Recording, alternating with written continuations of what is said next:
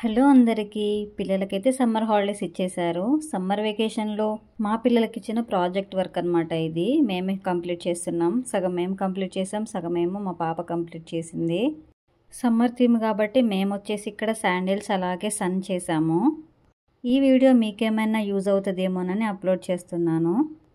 ఈ స్లిప్పర్స్ని ప్రిపేర్ చేయడానికి మేమైతే ముందుగానే ఒక కాపీ తీసి పెట్టుకున్నాము. దాన్ని చూసి మేమైతే ప్రాసెస్ స్టార్ట్ చేసేసాము.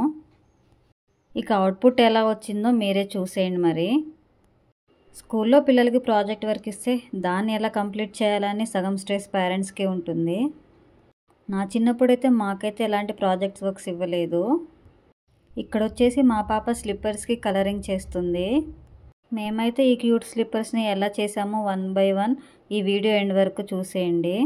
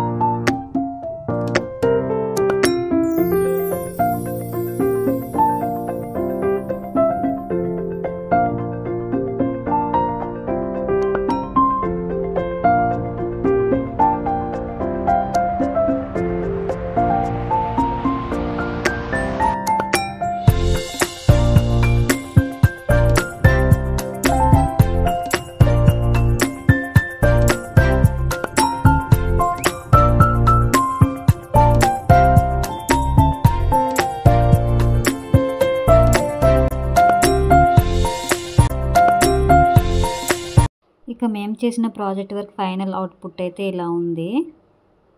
మేమైతే ఒక బుక్ తీసుకొని దాంట్లో పేస్ట్ చేసామన్నమాట ఈ శాండిల్స్ అలాగే సన్న.